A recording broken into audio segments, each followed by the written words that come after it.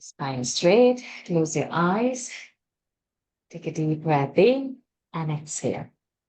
Take a deep breath in and exhale. Take a deep breath in. Hold it there. Om.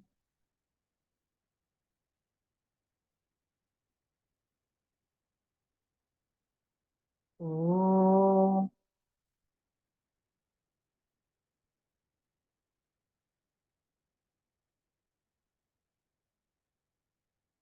Om. Pronouns to the Lord. Pronouns to the Lord. And you up.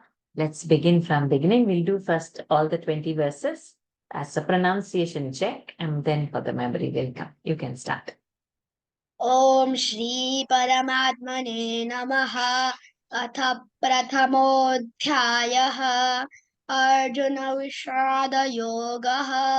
Dhritarashtra उवाच Let the dhrita in the be predominantly the. Dhrita, let them not have a doubt whether you said dhrita or dhrita. Dhritarashtra उवाच धर्मक्षेत्रे कुरुक्षेत्रे समवेतायुयुत्सवः मामकाः पाण्डवाश्चैव किमकुर्वत सञ्जय। सञ्जय उवाच दृष्ट्वा तु पाण्डवानीकम् व्यूढन् दुर्योधनस्तदा आचार्यमुपसङ्गम्य राजा वचनमब्रवीत् पश्यैतां पाण्डुपुत्राणाम् आचार्यमहतीं च मूं व्यूढान् द्रुपदपुत्रेण तव शिष्येण धीमता।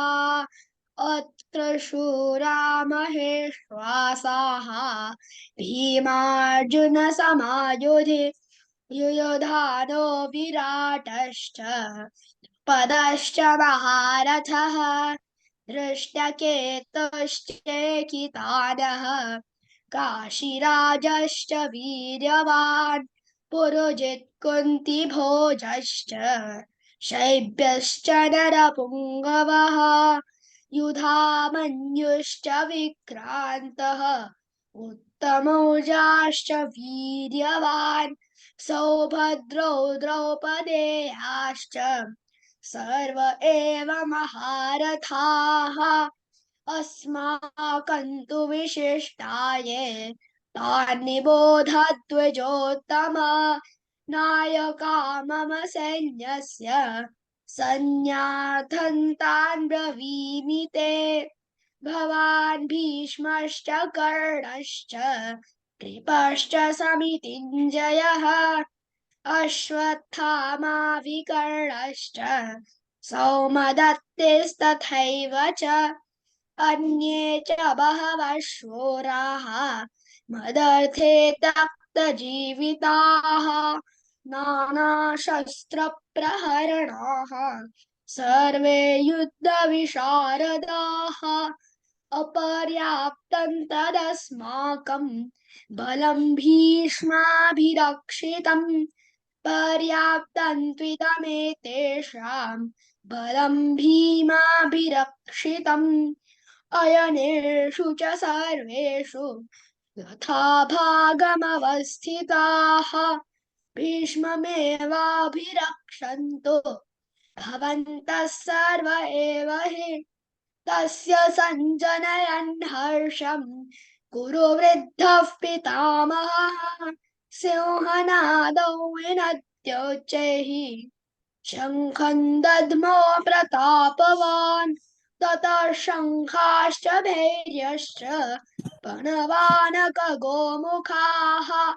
सहसैवाभ्यहन्यन्त सशब्दस्तु मुलोऽभवत् ततः श्वेतैर्हयैर्युक्ते महति स्यन्दने स्थितौ माधवः पाण्डवश्चैव दिव्यौ शङ्खौ प्रदध्मतुः पाञ्चजन्यो हृषीकेशः देवदत्तं धनञ्जयः पौण्ड्रं दध्मो महाशङ्खं भीमकर्मावृकोदरः अनन्तविजयौ राजा कुन्तीपुत्रो युधिष्ठिरः नकुलः सह देवश्च सुघोषमणिपुष्पकौ काश्यश्च परमेश्वासः शिखण्डी च महारथः धृष्टद्युम्नो विराटश्च सात्यकिश्चापराजितः द्रुपदौ द्रौपदेयाश्च सर्वशः पृथिवीपते सौभद्रश्च महाबाहुः शङ्खान् दध्मुः पृथक् पृथक् Khan, let the kh come strong. शङ्खान् दध्मुः पृथक् पृथक् सघोषो Prithak, धार्तराष्ट्रान् prithak, kh, let it be strong. पृथक् पृथक् Hmm. सघोषो धार्तराष्ट्राणां हृदयानि व्यदारयत् नभश्च पृथिवीं चैव तुमुलो व्यनुनादयन् अथ व्यवस्थितान् दृष्ट्वा धार्तराष्ट्रान् कपिध्वजः प्रवृत्ते शस्त्रसम्पाते धनुरुद्यम्य पाण्डवः हरि ओम श्री गुरुभ्यो नमः हरि ओम Very good. Viratascha. Teacher, can you say again? Your voice lagged. Sorry. Viratascha.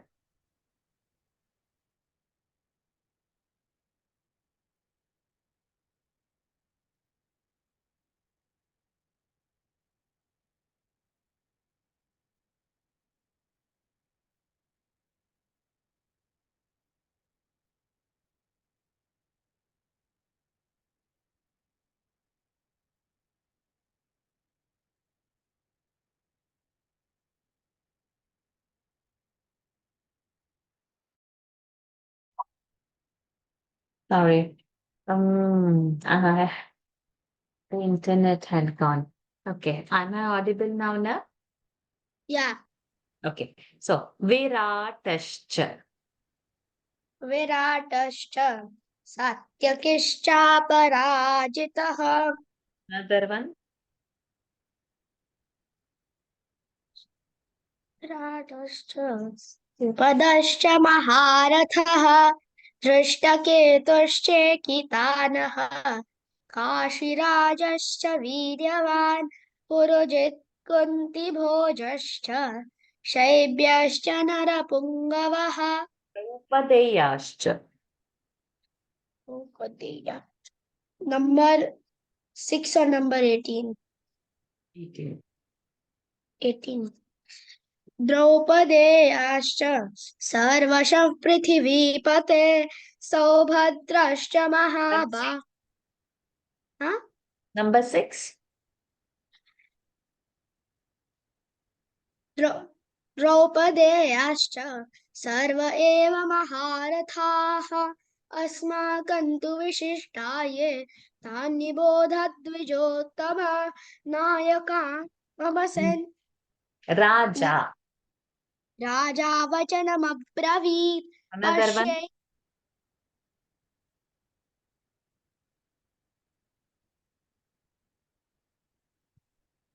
Yeah, I'm asking little difficult one. They don't ask this, but still. One more Raja. Ananta. अनंत विजयौ राजा कुन्तीपुत्रो युधिष्ठिरः We do this नकुलस्य again. Raja.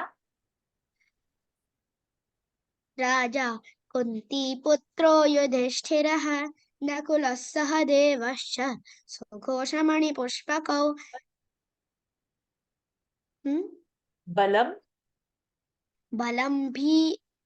बलं भीष्माभिरक्षितं पर्याप्तं द्विदमेतेषां बलं भीमाभिरक्षितं In both, there are two balams like this. You should. Okay. Continue. बलं भीमाभिरक्षितं अयनेषु च सर्वेषु यथा भागमवस्थिताः भीष्ममेवाभिरक्षन्तु भवन् Bhishma. Bha, little bit longer. Mahaprana strong. And Bhishma also should be a Murdhani. Bhishma, Bhishmamevabhirakshantu.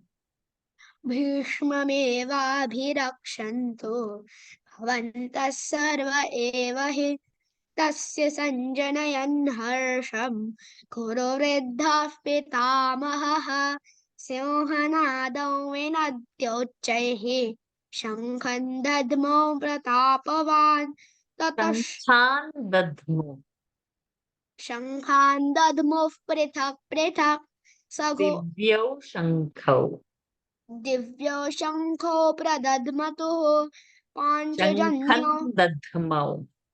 शङ्खं दद्मो प्रतापवान् ततः शङ्खाश्च भैर्यश्च प्रणवानकगोमुखाः सहसैवाभ्यहन्यन्त सशब्दस्तु मुलोऽभवत् ततः श्वेतैर्हयैर्युक्ते महति स्यन्दने स्थितौ माधवः पाण्डवश्चैव पृथिवीपते सौभद्रश्च Prithivim. पृथिवीं चैव तमुलो Very good. व्यनुनादयन् अथ व्यवस्थितान् Excellent. दृष्ट्वा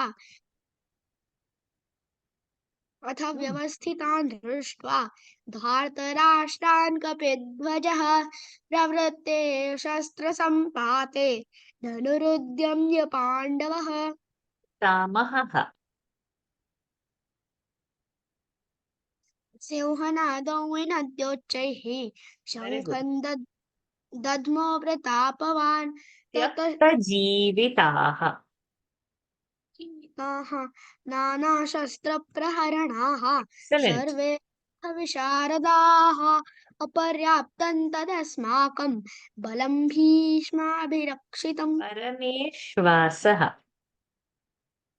शिखण्डी च महारथः धृष्टद्युम्नो विराटश्च सात्यकिश्चापराजितः द्रुपदौ द्रौपदेयश्च सर्वशः पृथिवीपते Very good. सौभद्रश्च Well done. Well done. So today, what I've understood, memory part is excellent, but we will still fine tune some pronunciations.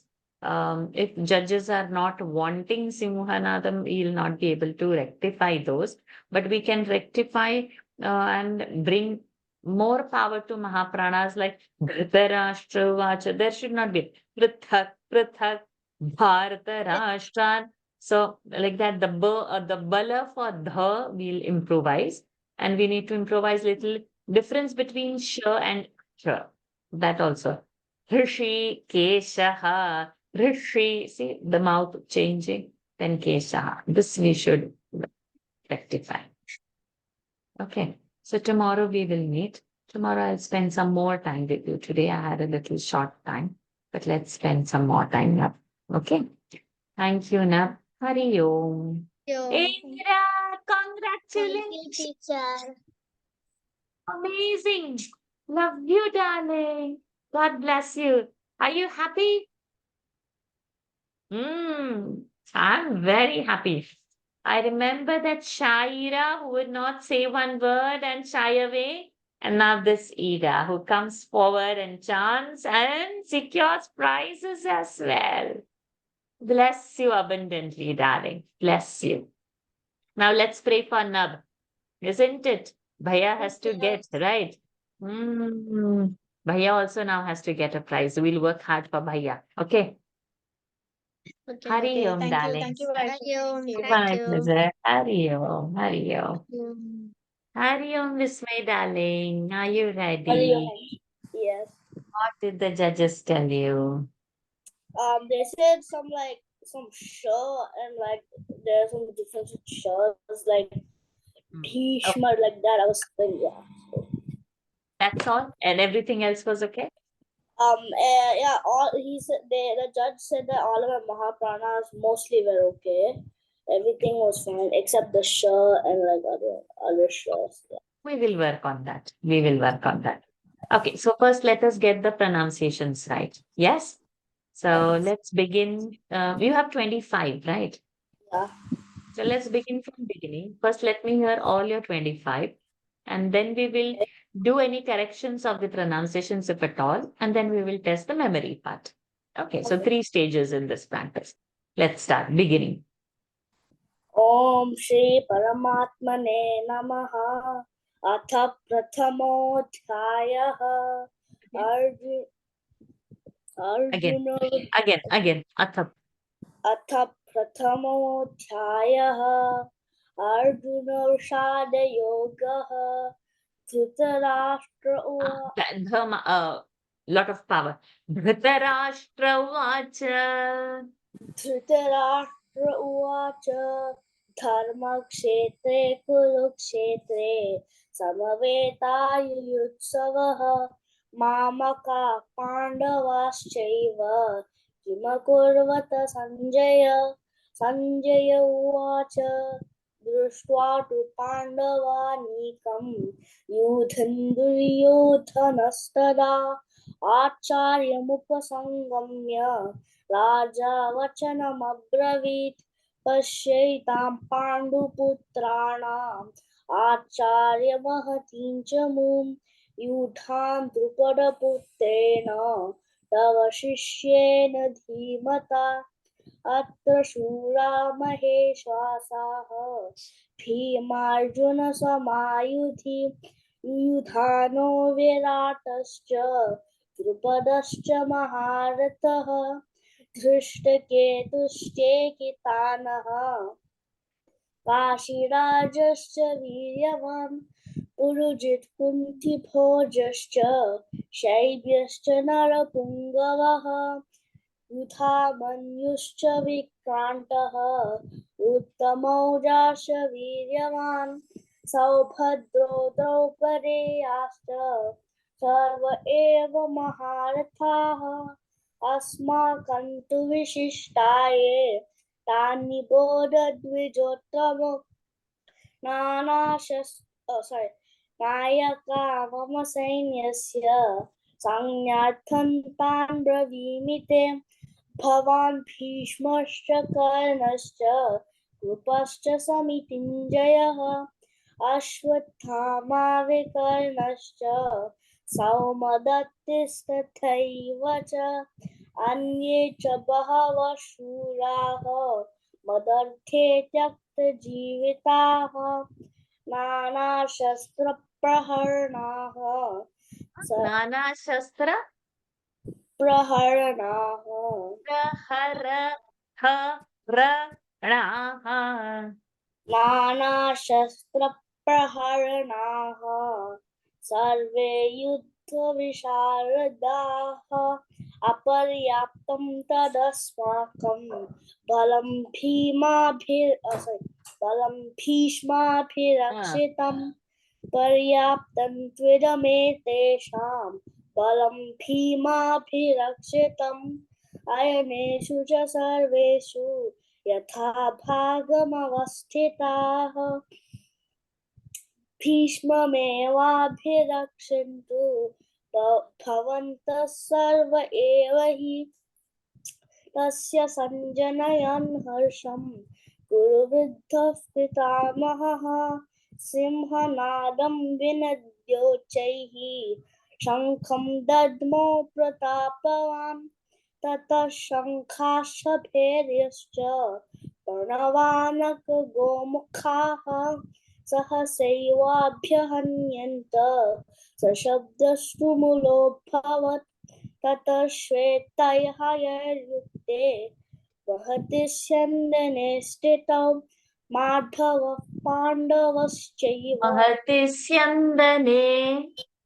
महति स्यन्दने स्थितौ माधवः पाण्डवश्चैव दिव्यो शङ्खौ प्रदध्मतुः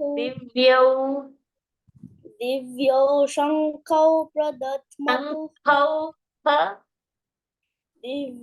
शङ्खौ प्रदध्मतुः पाञ्चजन्यो ऋषिकेशः देवदत्तं धनञ्जयः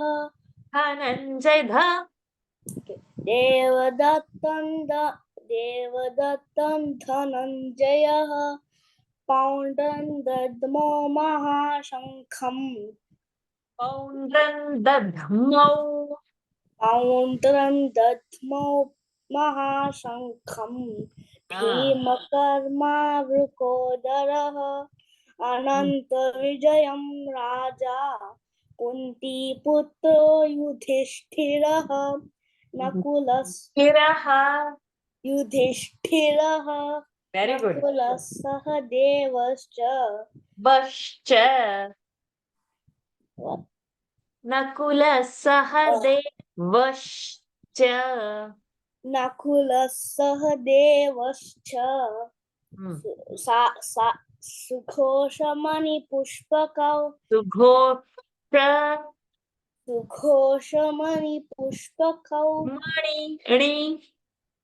सुघोषमणिपुष्पकौ काश्यश्च परमेश्वासः शिखण्डी च महारथः धृष्टद्युम्नो विराटश्च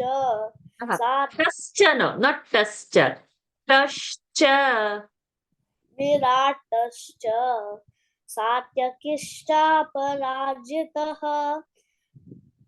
द्रुपदौ द्रौपदेयाश्च सर्वशः पृथिवीपते. Give me a minute. Priyansh, you can join after 5-6 minutes.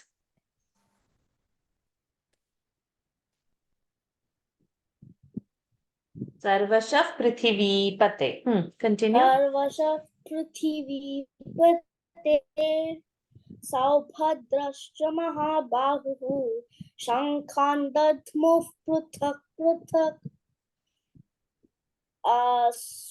सघोषोदार्तराष्ट्राणाम्. 1 minute. Start from Drupado Draupadeyascha. द्रुपदौ द्रौपदेयाश्च सर्वशः पृथिवीपते सौभद्रश्च महाबाहुः शङ्खान् दध्मुः पृथक् पृथक् Very good.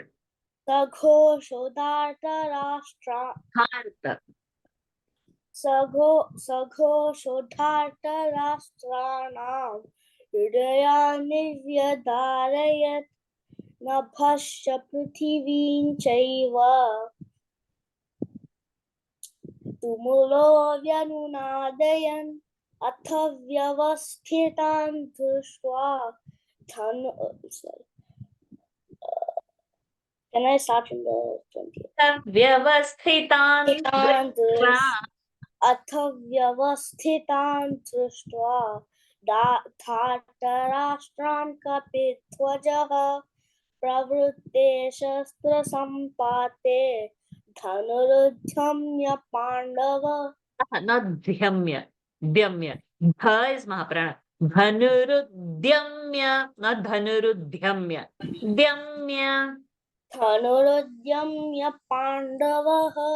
Very good. ऋषिकेशं तदा वाक्यम् इदमाह महीपते.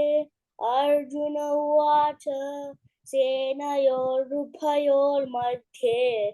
रथं स्थापयमेच्युत यावदेतान्निरीक्षेऽहं योद्धुकामानवस्थितान्. कैर्मया सह योद्धव्यम्. कैर्मया सह योद्धव्यम्. कैर्मया सह योद्धव्यम्. Yodhavyam. Yod. 1/2 the and then dhavyam.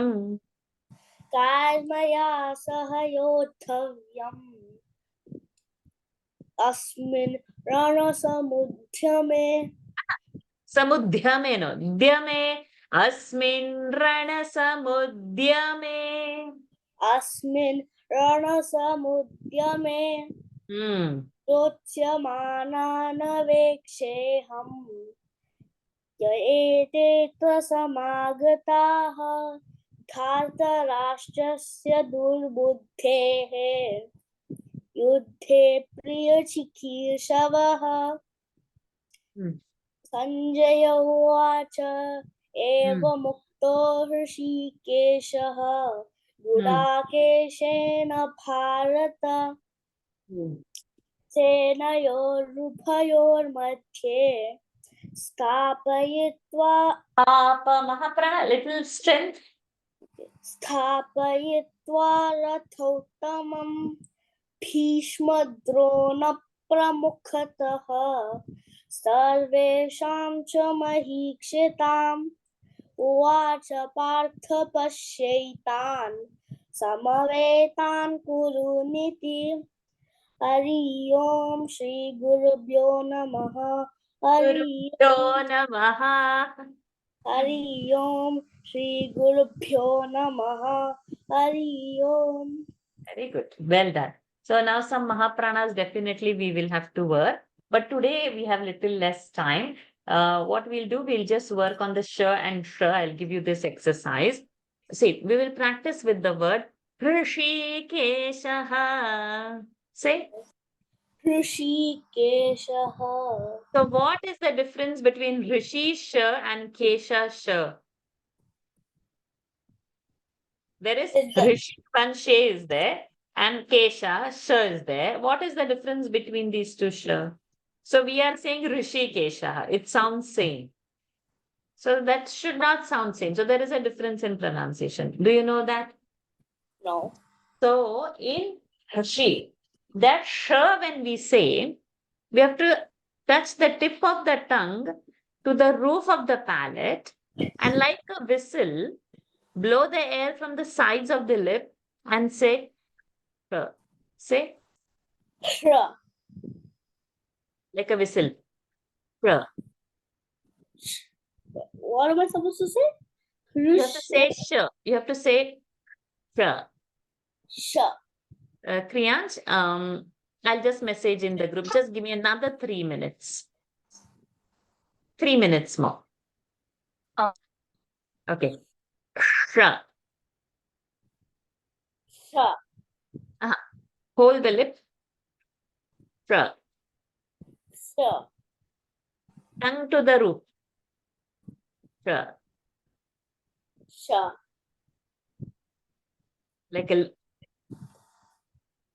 Like a whistle. So I'm holding the tongue to the top of the. Now from here. Sha. No, you just do.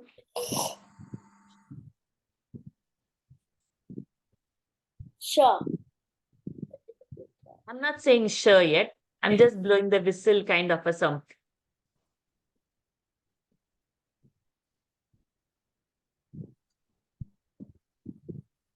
Right? Okay, I got it. Say. Sha.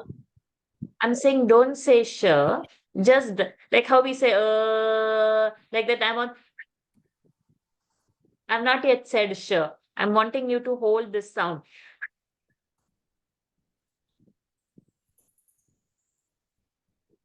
Okay.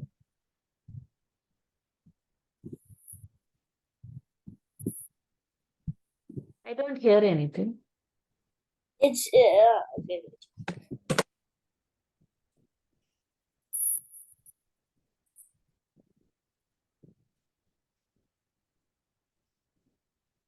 I can't hear Yeah. anything.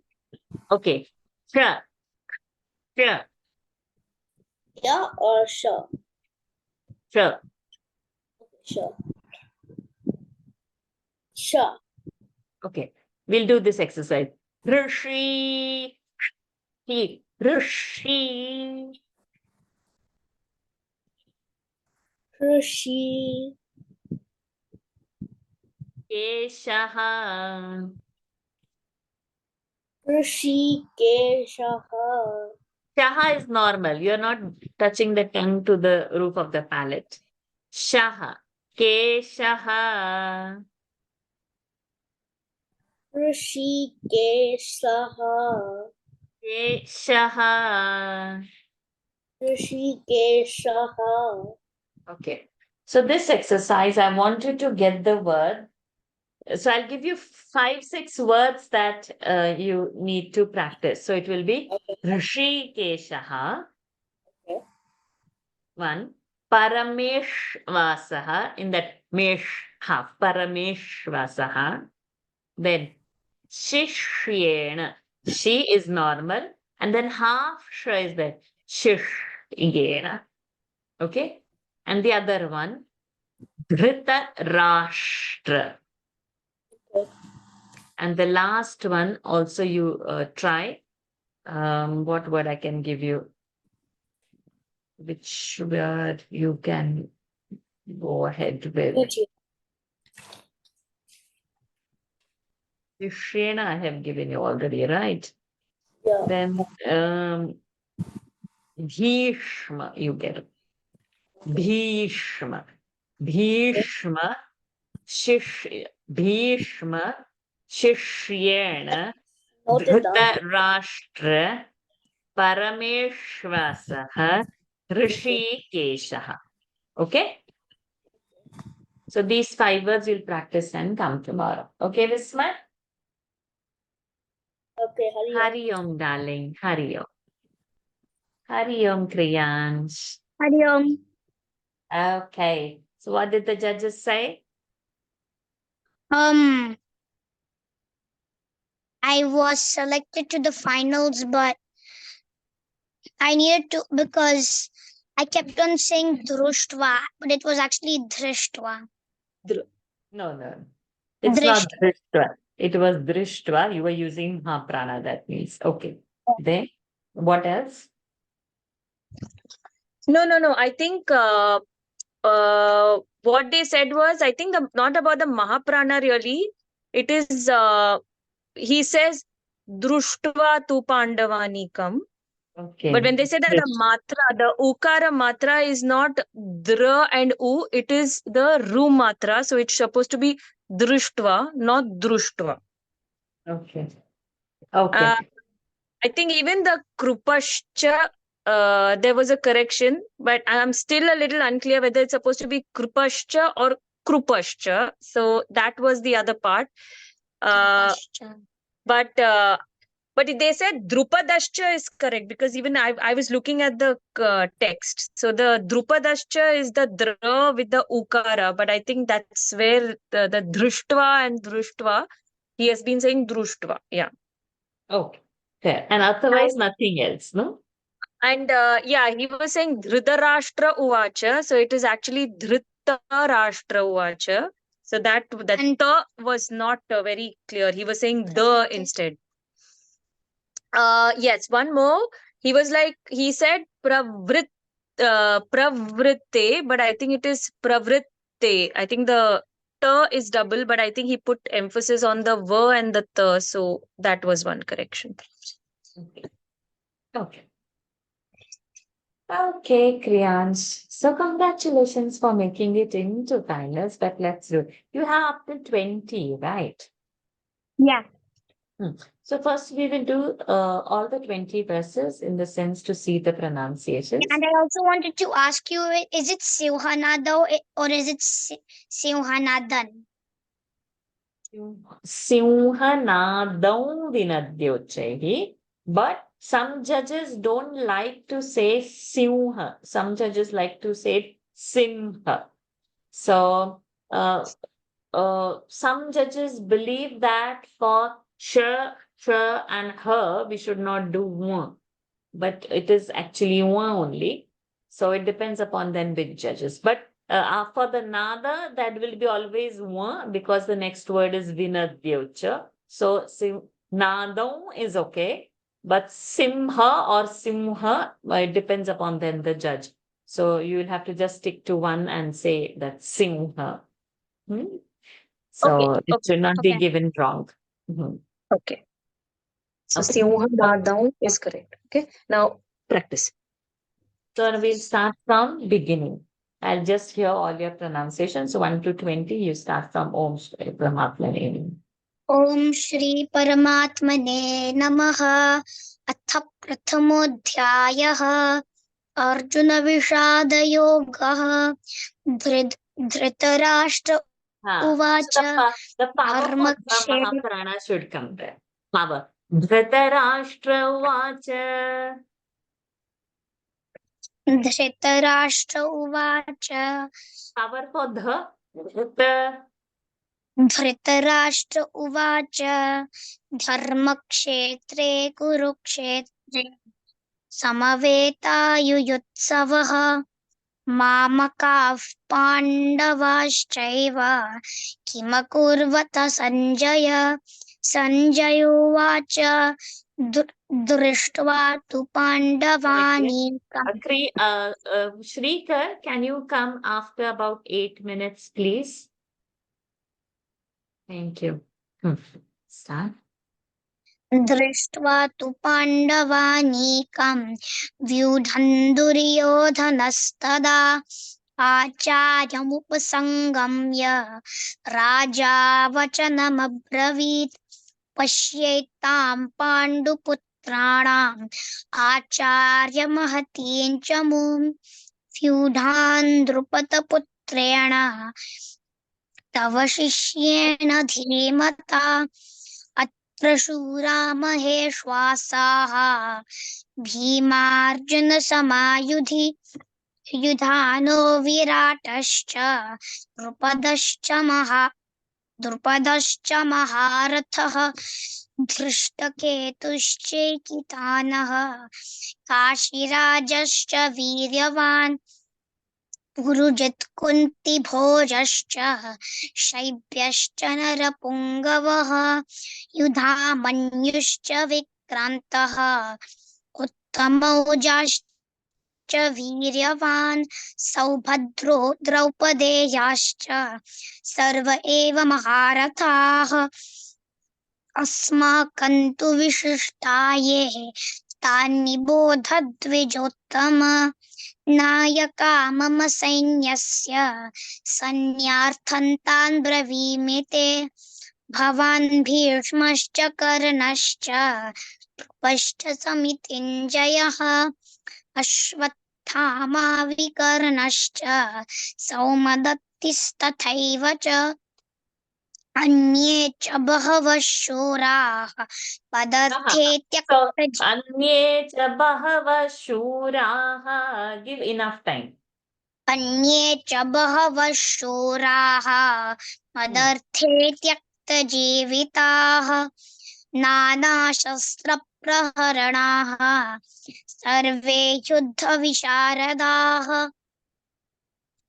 अपर्याप्तं तदस्माकं बलं भीष्माभिरक्षितं पर्याप्तं त्विदमेतेषां बलं भीमाभिरक्षितम् अयनेषु च सर्वेषु यथा भागमवस्थिताः भीष्ममेवाभिरक्षन्तु भवन्तः सर्व एव हि अस्य सञ्जनयन् हर्षं कुरुवृद्धः पितामहः सिंहनादौ विनद्योच्चैः शङ्खं दध्मौ प्रतापवान् ततः शङ्खाश्च भैर्यश्च पणवानकगोमुखाः सहसैवाभ्यहन्यन्त सशब्दस्तु मुलोऽभवत् ततः श्वेतैर्हयैर्युक्ते महति स्यन्दने स्थितौ माधवः पाण्डवश्चैव दिव्यौ शङ्खौ प्रदध्मतुः पाञ्चजन्यौ ऋषिकेशः देवदत्तं धनञ्जयः पौण्डं दध्मौ महाशङ्खं Poundran dadmo.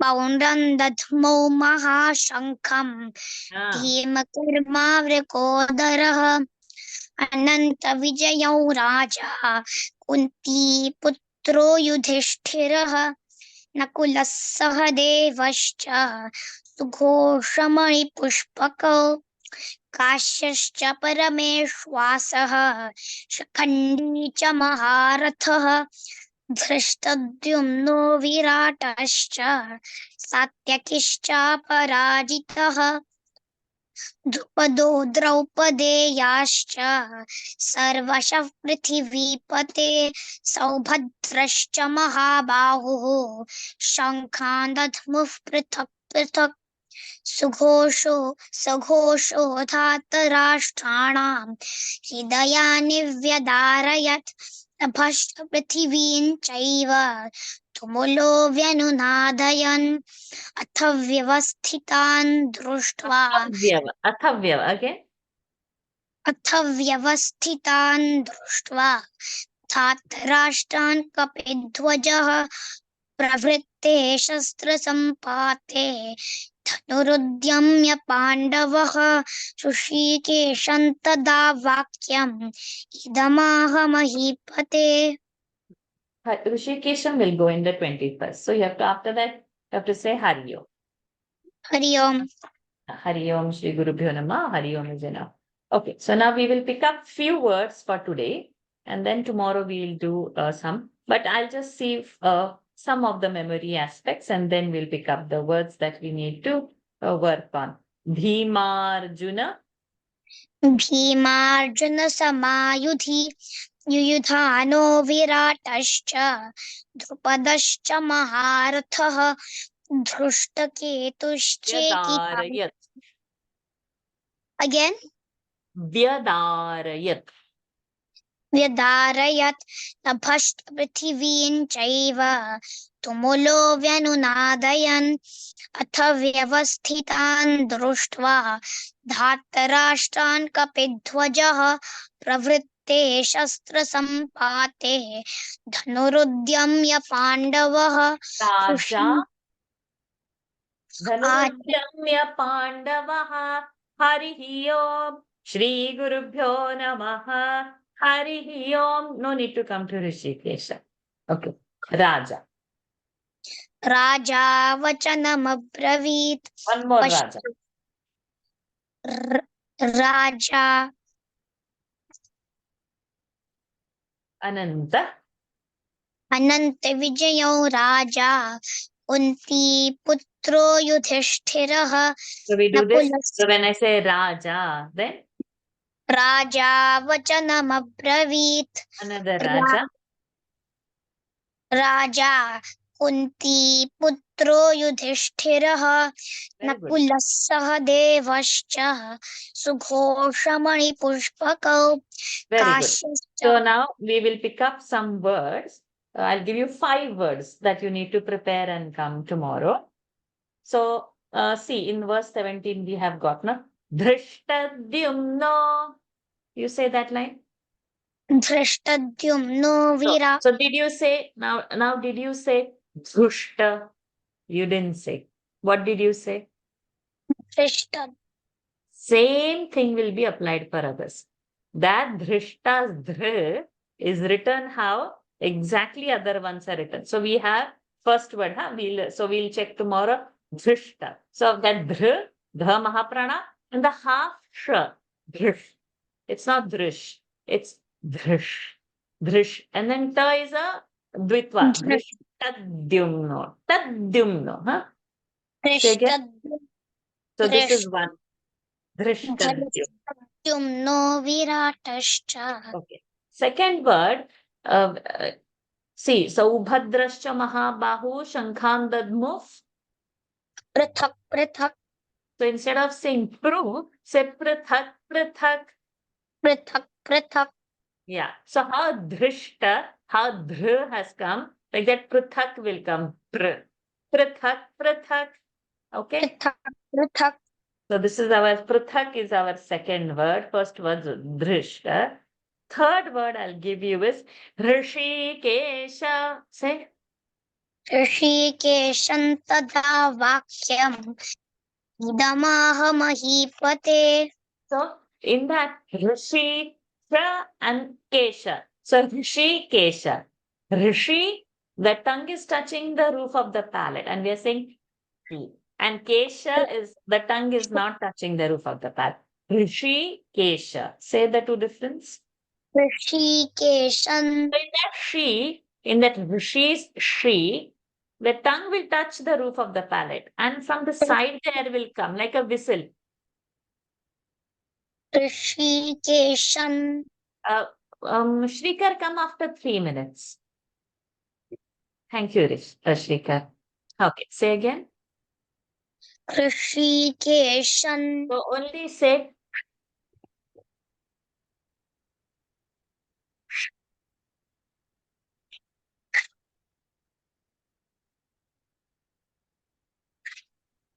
so Rishi.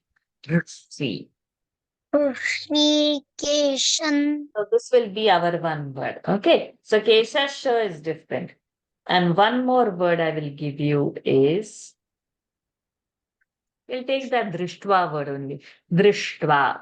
Say Drishtva. correct. Drishtva. So Drishtva, Drishtadhyumna, Prithak, Rishikesha, and Um. Uh. Drishtadhyamna. yeah. So Drishtadhyumna, Prithak, then Drishtva, Rishikesha. I have to give you one more word. 5 words we will pick and we will do exactly how we need to produce it out. We will take the Dhartarashtra, we will take. Okay? Dhartarashtra. Say. Dhartarashtra. So it will come in Dhartarashtranam. So Ghosho Dhartarashtra. So there that sh is coming. Correct. So we need that sh also. So Dhartarashtranam. Correct. So we'll work on these 5 words and we see tomorrow. Okay. Hari Om, darling. Hari See you Om. tomorrow. Hari Om.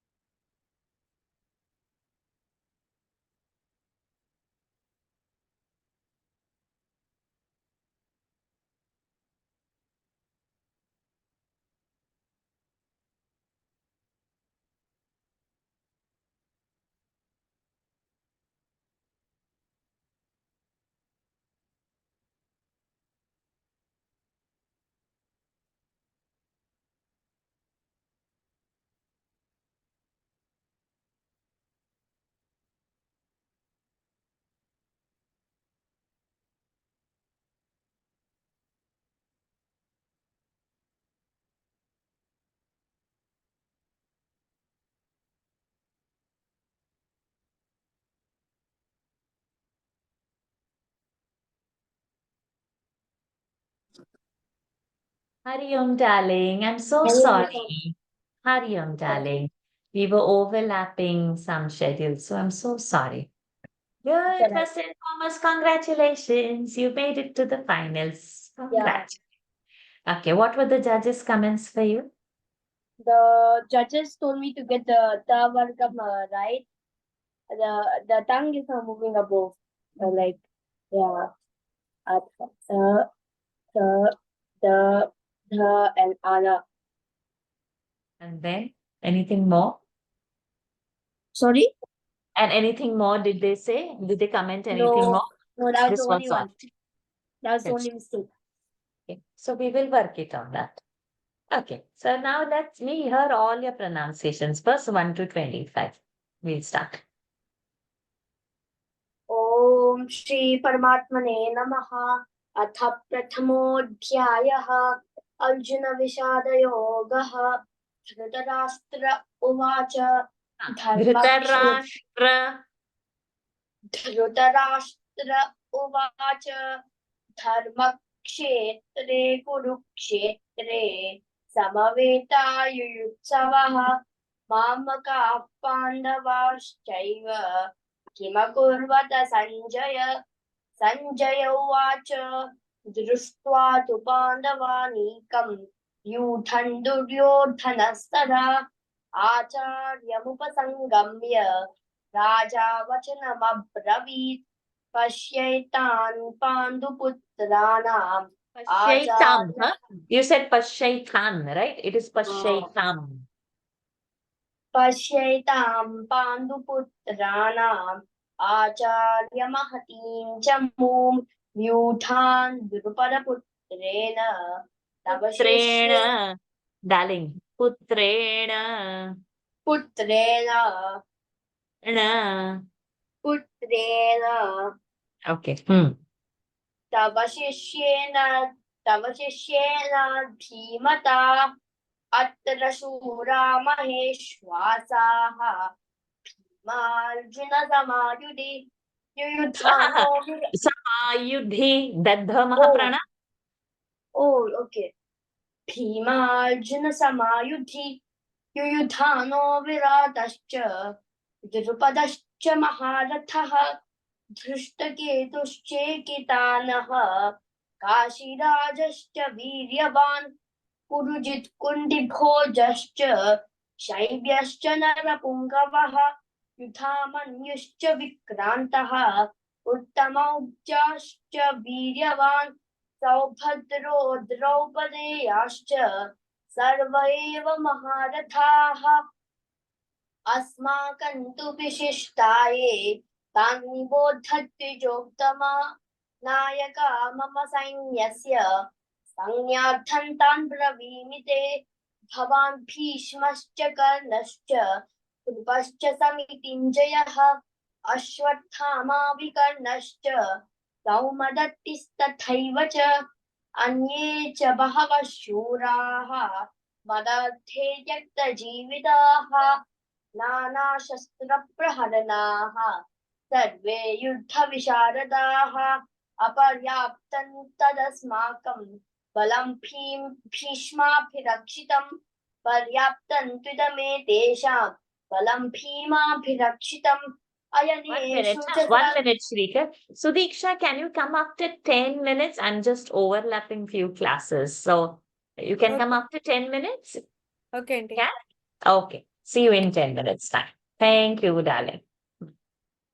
अयनेषु च सर्वेषु यथा भागमवस्थिताः भीष्ममेवाभिरक्षन्तु भवन्तः सर्व एव हि तस्य सञ्जनयन् हर्षं गुरुवृद्धः पितामहः सिंहनादं विनद्योच्चैः Simhanadam, no. Simhanadam.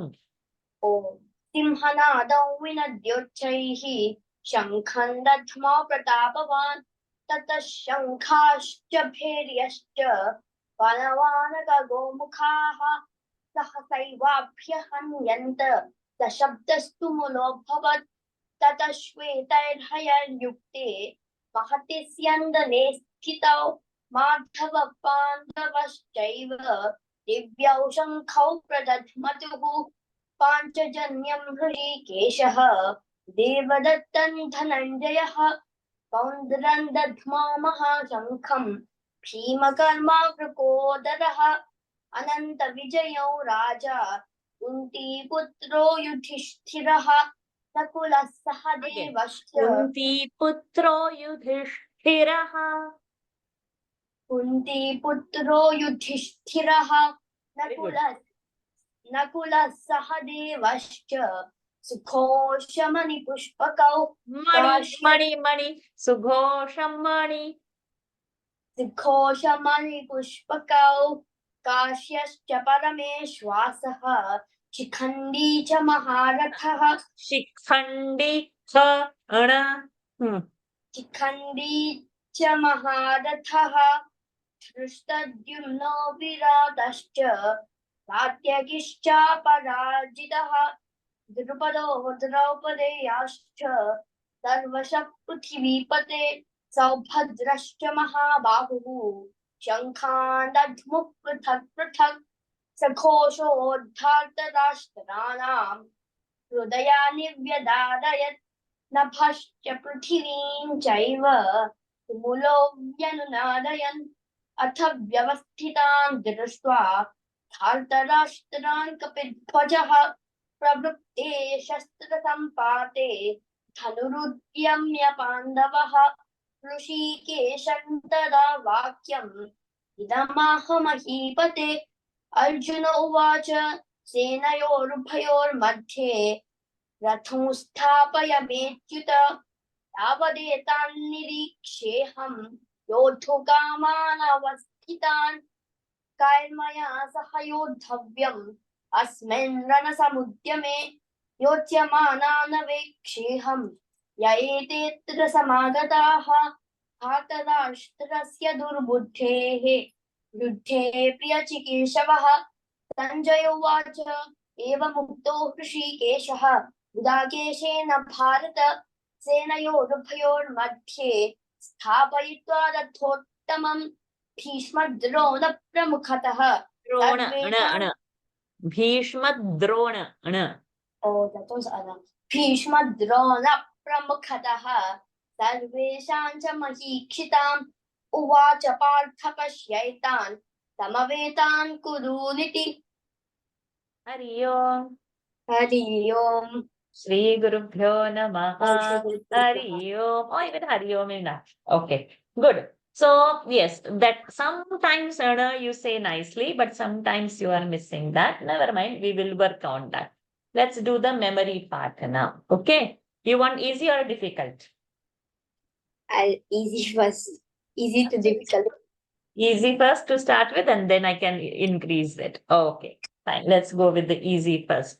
सौमदत्तिस्तथैव च सौमदत्तिस्तथैव च अन्ये च बहवः शूराः पदार्थे त्यक्तजीविताः नानाशस्त्रप्रहरणाः सर्वे शस्त्रप्रहरणाः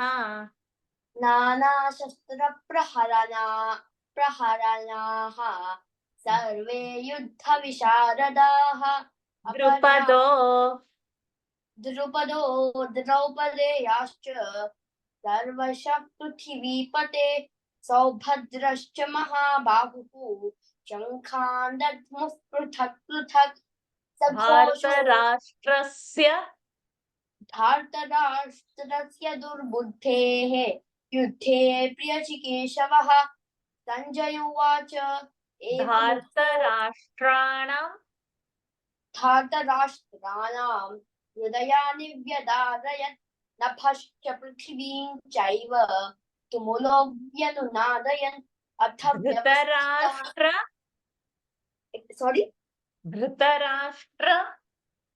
धृतराष्ट्र उवाच धर्मक्षेत्रे कुरुक्षेत्रे समवेतायुयुत्सवः मामकाः पाण्डवाः सेनयोरुभयोर्मध्ये स्थापयित्वा रथोत्तमम्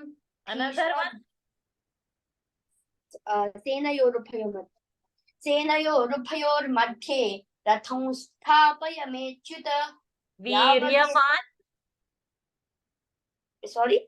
वीर्यवान् ततः शङ्खाश्च ततः वीर्यवान् पुरुजित् कुन्तिभोजश्च शैब्यश्च नरपुङ्गवः. Another Viryavan. There are two Viryavans. So one is Viryavan, Purujit Kunti. Another Viryavan. सौभद्रो द्रौपदेयाश्च सर्वैव महारथाः. Remember, huh? Don't forget. Okay, next. Draupadeya. So they are 4 and 5? 4 and 5. Okay. No, 5 and 6. Sorry. Oh, 5 and 6. One is Kashirajascha Viryavan. Oh yeah, that's in 5, right? Then that is Uttamaujascha Viryavan. So again, we'll try this. Viryavan. Purujit Kunti Bhojascha Shailya Viryavan. Another. Saubhadro Very Draupadeyascha good. Now don't forget. Okay, another now. Draupadeyascha. Draupadeyascha Sarva Eva Maharathaha. Very good. Another one. What's the word again? Draupadeyascha. Draupadeyascha Sarvashah Prithivipate Very good. Saubhadrascha Very good. Mahabahu. Another. Now little tough. Raja. Raja Vachanam Abravit Another Raja. Kunti Putro Yudhishthiraha Excellent. Nakulasahadevascha Very good. Koshtamani Pushpakau Good. Kartya. Good. So now you have done very good with the memory part. Now we will have to do something with the pronunciation part. So I'll give you 5 words. You have to work. One is Dhritarashtra. Say Dhritarashtra power. Dhritarashtra That you give little power. R.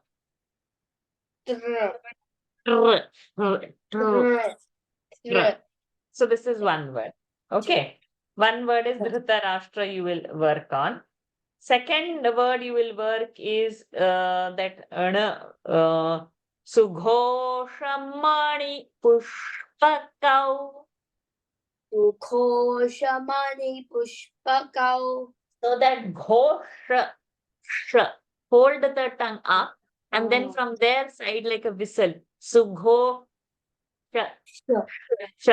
like a whistle, let it come out. Sughosha Mani Push. See again. Push. It's not push. Shamani Pushpakau. Not push. Push. Like a whistle, let the sh come out. Pushpakau. Shamani Pushpakau. The money, that uni, you should hold nicely. Okay. Then the third word is Shikhandi. Say. Shikhandi Chamaha. So we need ana over there and ha mahaprana over there. Shikhandi. Third word. Shikhandi. Khandi. Khandi. Fourth word I'll give you will be some on this last is Bhishma Drona Pramukhataha. Say Bhishma Drona Pramukhataha. So Drona that Pramukhata. Fourth word. And the last word I will give you is Hrishikeshaha. Hrishikeshaha. Good. So these words you work and tomorrow we meet again. Okay. I'll post the recording so you will get your words again. Okay, my dear child. See you tomorrow. Well done. Hari Om. Hari Om. Hari Om, Sudiksha. I'm so sorry. My classes are overlapping today and so you have to wait. How was your experience? Congratulations for making it to final. Though you were not well and you had missed the practice sessions.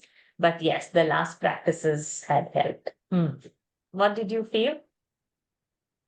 What, Auntie? What did you feel, darling? Good. Good. What did the judges comment? They told the sh and sh are mixing at places. Only that was the mistake. Everything else was good. Yes, Auntie. Okay. Memory wise, everything came good. You didn't fumble anywhere.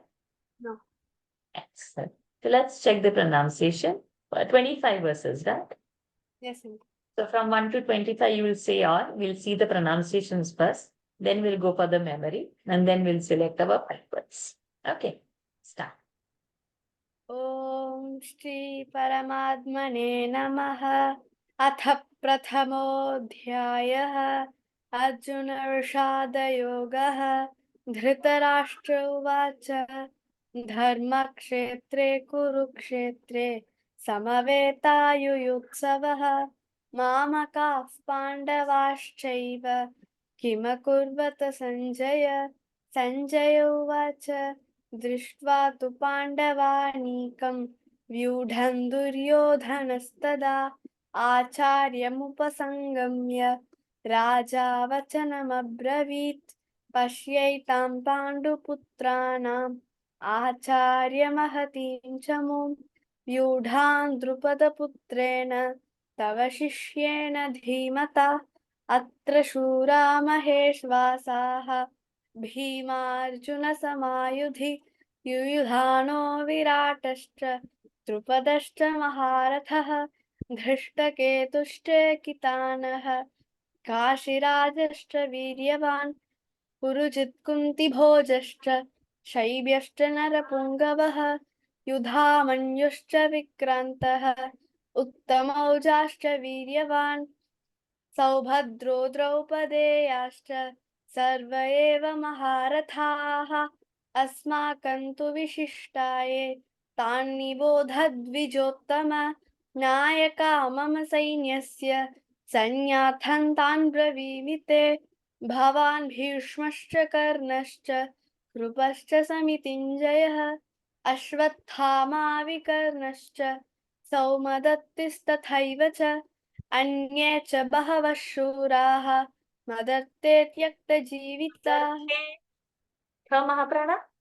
मदर्थे त्यक्तजीविताः नानाशस्त्रप्रहरणाः सर्वे युद्धविशारदाः अपर्याप्तं तदस्माकं बलं भीष्माभिरक्षितं पर्याप्तं त्विदमेतेषां बलं भीमाभिरक्षितम् अयनेषु च सर्वेषु यथा भागमवस्थिताः भीष्ममेवाभिरक्षन्तु भवन्तः सर्व एव हि तस्य सञ्जनयन् हर्षं कुरु वृद्धः पितामहः सिंहनादो विनद्योचैः शङ्खं दध्मो प्रतापवान् ततः शङ्खाश्च भैर्यश्च पणवाणकगोमुखाः सहसैवाभ्यहन्यन्त सशब्दस्तु मुलोऽभवत् ततः श्वेतैर्हयैर्युक्ते महति स्यन्दने स्थितौ माधवः पाण्डवश्चैव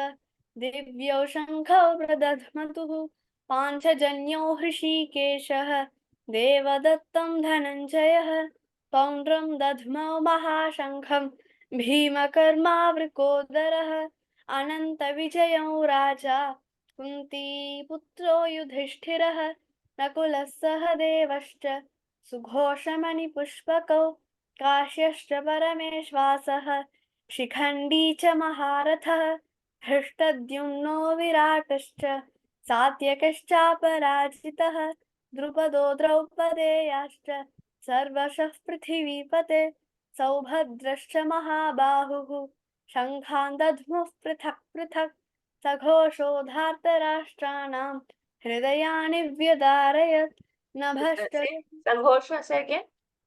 सघोषोधार्तराष्ट्राणां हृदयानि व्यदारयत् you saying hridayani but it hridayani हृदयानि ani no ni नि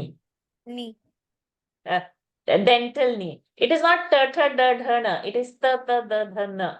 Hridayani. हृदयानि व्यदारयत् Are you saying na or you are saying na? न Na? S Make it okay. Huh. Okay, continue.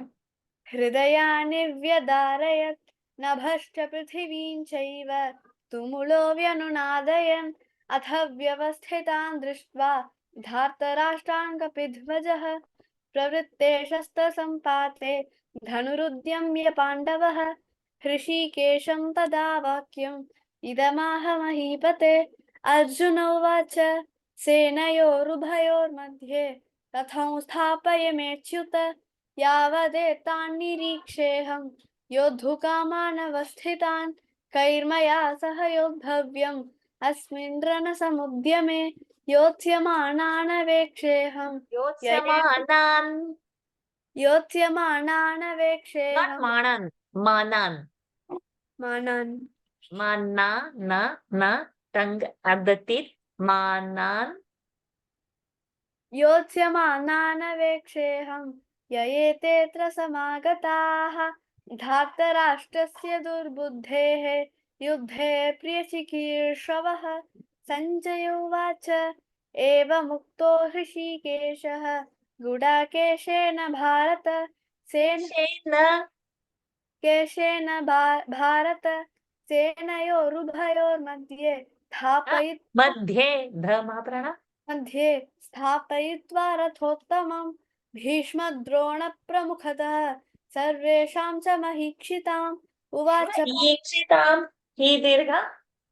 महीक्षिताम् उवाच पार्थ पश्यैतान् समवेतान् कुरूनिति Hari Om, Shri Gurubhyo Namaha. Hari Om. Say, हरिः ओम् श्रीगुरुभ्यो नमः हरिः ओम् good. Flow is excellent. I just loved your chanting. Sometimes your na is tending towards ana. Ana is the tongue is touching the roof of the palate. Murdhani ana. Ta, ha, da, dha, ana. And the other one is the tongue is touching the teeth, dental. Ta, ha, da, dha, na. So this na and ana are two different. So mana naveksheham, like that. Gudakeshena. Sometimes your tendency is to not give a dental na, but give a murdhani na. So just be watchful. Okay, let's check the memory part now. You want tough or easy? Tough Tough. Awesome. Viryavan. वीर्यवान् पुरुजित् कुन्तिभोजश्च Another one.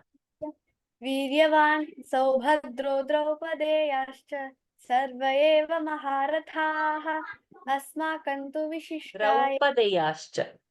द्रौपदेयाश्च सर्व एव महारथाः अस्माकं Another.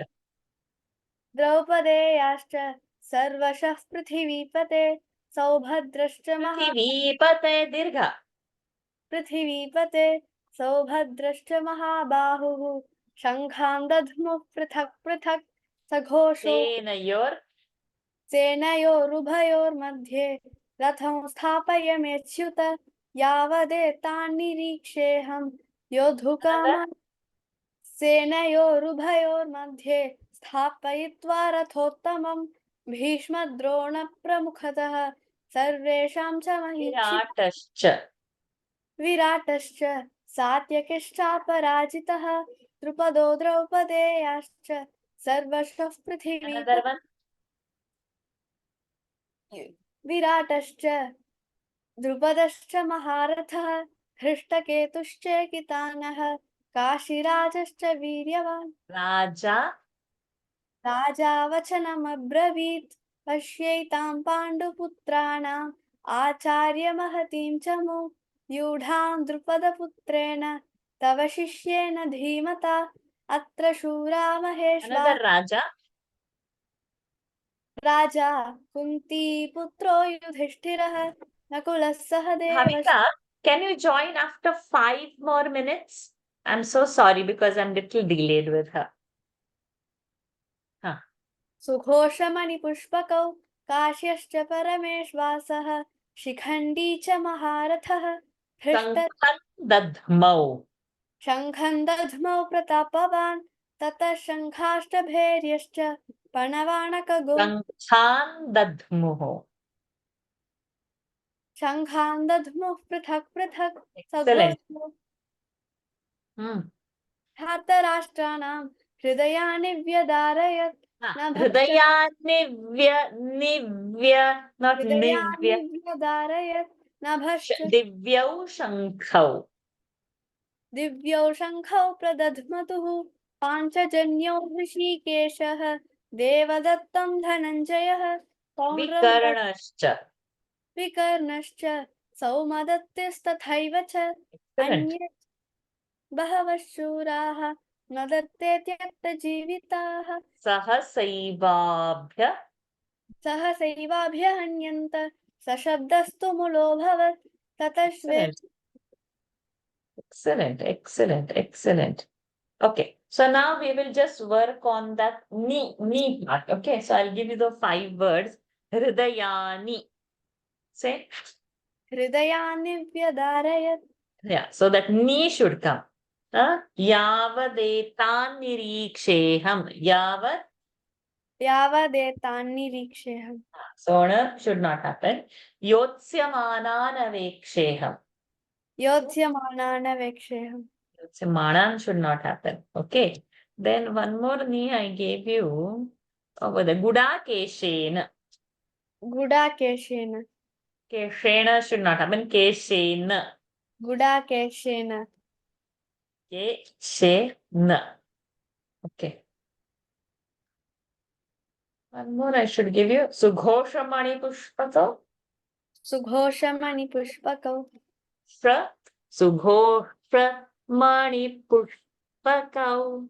सुघोषमणिपुष्पकौ Mani Pushpakau. मणिपुष्पकौ Good. So the sh whistle should happen. Okay.